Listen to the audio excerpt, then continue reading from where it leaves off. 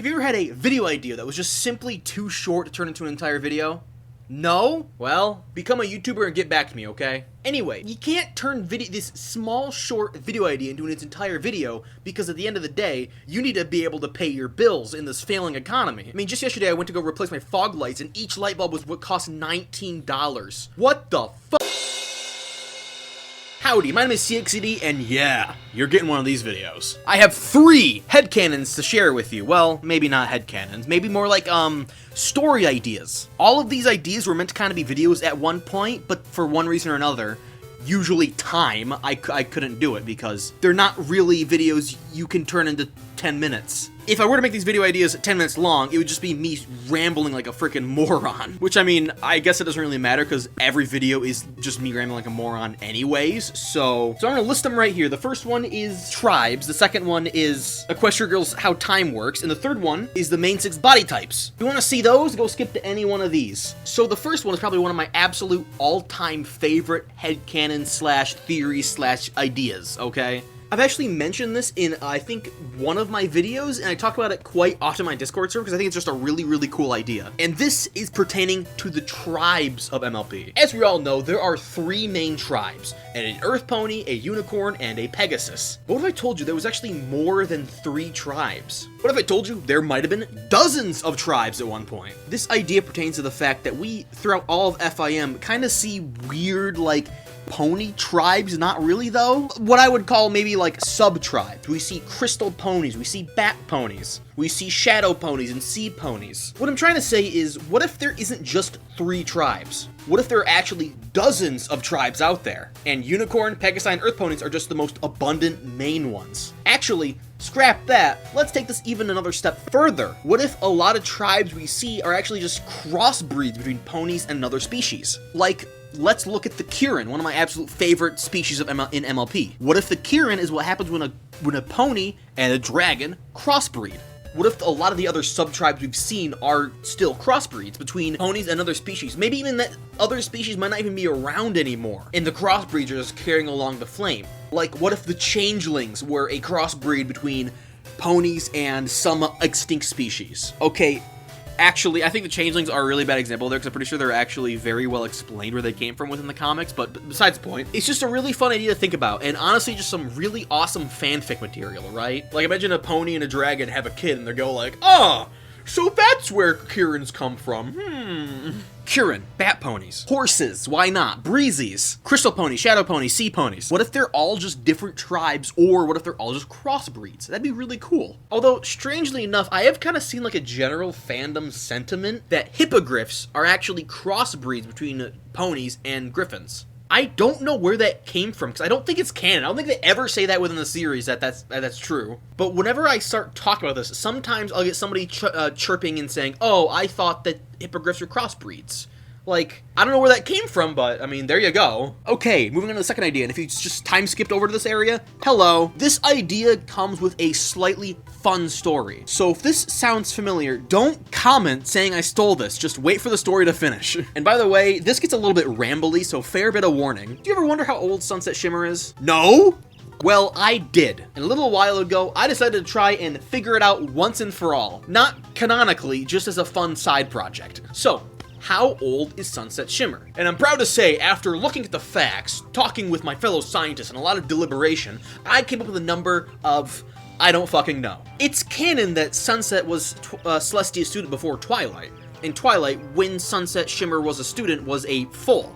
Like, literally, like 8 years old or so. Sunset also ran away to Earth, meaning she was probably old enough to care for herself, probably? And Celestia banished her from being a student, so she was old enough to be like a lost cause. But here's where it gets a little bit weird. We also know that Sunset began dating Flash Sentry the moment she came through the portal. I shouldn't say the moment. Around the time she came through the portal into the human world. Flash is a high schooler. He could have been a freshman. And how old was Sunset? How do you make this relationship not creepy, right? Well, there are a few fan theories that surround this. Namely, the one that most people apparently agree on, I suppose, is that the portal, for whatever reason, ages Sunset backwards. So if she went in when she was 20, she might come out being 14 or 16. I don't know. But I mean, that doesn't really solve the creepy factor. She's still, like, mentally 20 years old, dating a 14, 16-year-old, right? Now, you could argue maybe she was, I don't know, mentally regressed, but That's getting into a lot of weeds that I really don't want to explore right now. No, instead I came up with a much betterer idea. In Equestria Girls, it's kind of like implied, I guess, that Sunset and Twilight are the same age. So how could Sunset be so much older than Twilight when leaving through the portal? And then how would Twilight catch up to her in age, unless Sunset is actually like 30 years old and just looks young? I came up with the idea that Equestria runs 3 times as fast, time-wise. What does that mean? Well, for every 1 second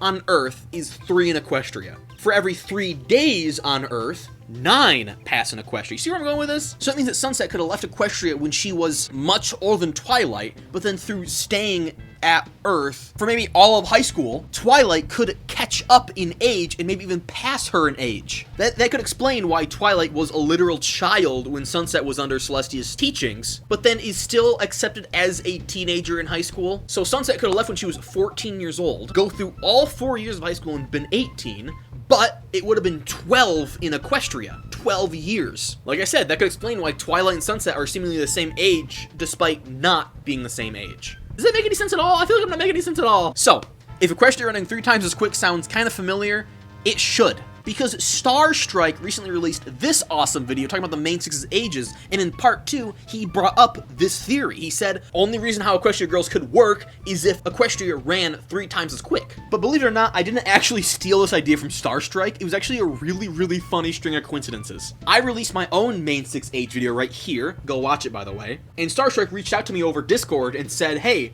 it's kind of funny how we're both working on the same idea at the same time. Ha ha. Right? Now, I won't share any DMs because the last time somebody shared DMs with a PonyTuber, Doc, I'm trying to do right by you, okay, man? A little while ago, I also made this chart, which kind of explains generally what I just said about the Equestria running 3 times as quick theory. I shared this with Starstrike, and I'm gonna really quickly just redo his reaction.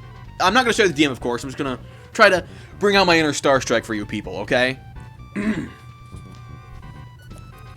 The fact that my chart lined up perfectly with Starstrike's theory was pure coincidence. Literally, the number 3 times was chosen completely abstractly. I was debating on choosing 4 times, actually, because I wanted to kind of make a fanfic where Sunset, Shimmer, and Starburst were, like, related to each other, and I felt like 4 times would be more dramatic. But I decided it was a little bit too extreme and dialed it back for this chart. But still, we just happened to be releasing both main 6 age theory videos, and we just happened to have the theory that Equestria runs 3 times as quick.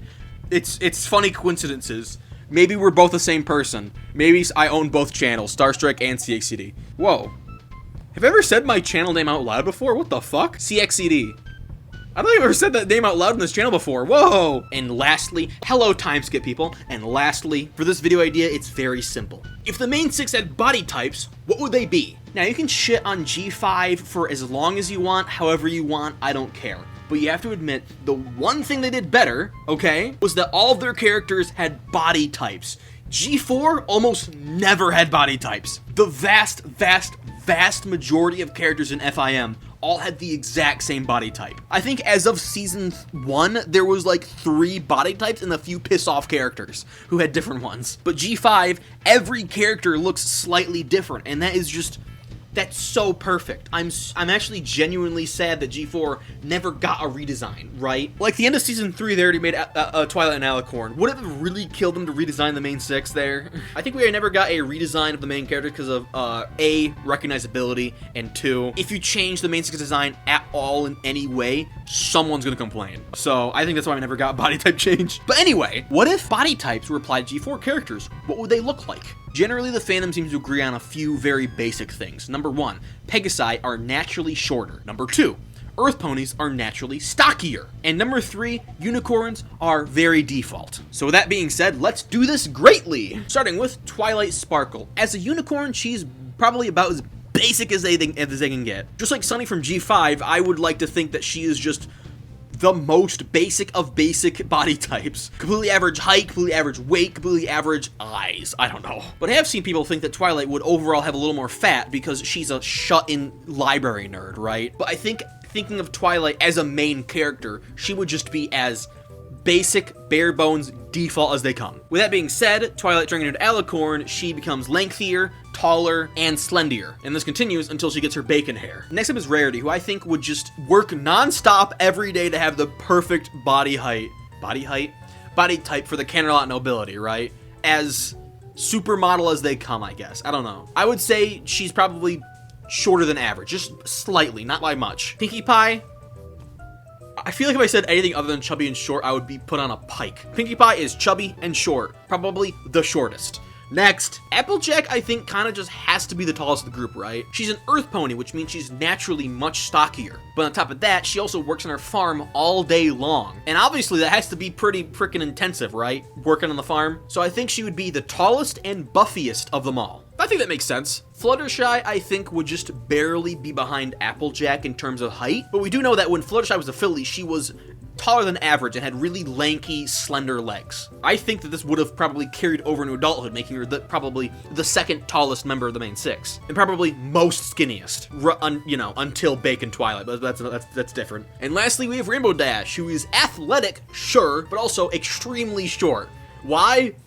Because I think Applejack and Rainbow's beef would be a lot funnier. At the bare minimum, she'd be as short as Pinkie, but I would think that she'd be the shortest. I also really wonder how much the height difference is in Equestria. I also wonder how much our theoretical, main six redesign heights would be different. Like, by saying Rainbow's the shortest, would she just be, 3 inches shorter? Would she be all the way down here? For the sake of a TV show, I think that their height difference would all be within a few inches of each other, but fucking fandom wise, Rainbow would be here, right? Anyways, that's about it. I'm getting really burnt out of making videos. I might take a break, I might not. It depends if I have a good video idea or not. I really want an escape plan from the fandom, but I feel like I'm really stuck where I am now. So, there's that. Anyway, if you like this video, please make sure to subscribe, and I'll see you guys later. Remember, kids, always intolerate intolerance. Goodbye. I bite at the hand that feeds me, slap at the face that eats me, some kind of animal cannibal.